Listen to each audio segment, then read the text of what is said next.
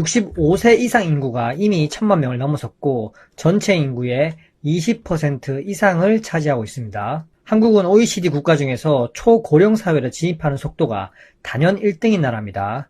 역시 뭐든지 빠르게 하는 나라 한국 대단합니다.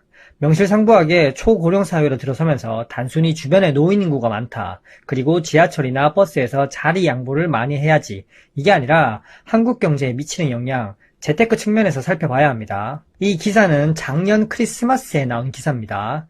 65세 이상 인구 주민등록 기준으로 작년에 이미 1000만 명을 넘었습니다. 전체 인구에서 65세 이상 인구 비율이 7%를 넘으면 고령화 사회, 14%를 넘으면 고령 사회, 20% 이상이면 초고령 사회입니다.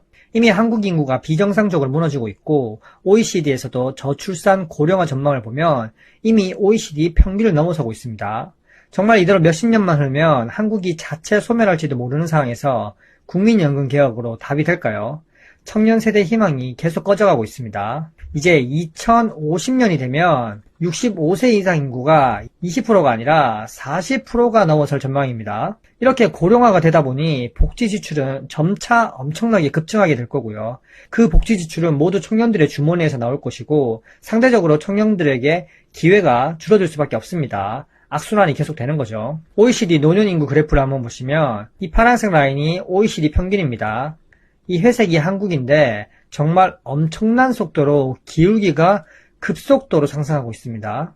이미 OECD 평균을 넘어서고 있습니다. 2045년에는 OECD 국가 중에서 가장 높은 고령인구 비중을 기록할 것이라고 전망하고 있고요. 은퇴한 고령인구 대부분이 집 한 채를 빚으로 떠안고 있고 젊은 층과는 다르게 상대적으로 소비보다 저축 성향이 강해지면서 실질금리가 하락할 가능성도 크고요. 결국 고령화는 생산 가능 인구를 감소시키고 한국 성장률을 약화시킬 수밖에 없습니다. 이미 전초현상이 나타나고 있죠. 다시 그래프를 살펴보면 현재 25년 기준으로 1000만 명을 돌파하면서 전체 인구의 20% 이상이 65세 이상이고요. 이제 2030년이 되면 25%, 35년이 되면 30%, 거의 5년 단위로 5%씩 증가하고 있습니다. 엄청나게 빠른 속도죠.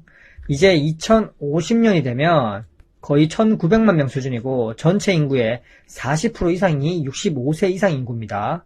주변을 둘러봤을 때 10명 중에 4명은 대부분 65세 이상이라는 거고요. 이 말은 이제 젊은 층이 거의 사라지는 세상이 되고 10년, 20년 안에 3명 중에 1명이 노인이라는 겁니다.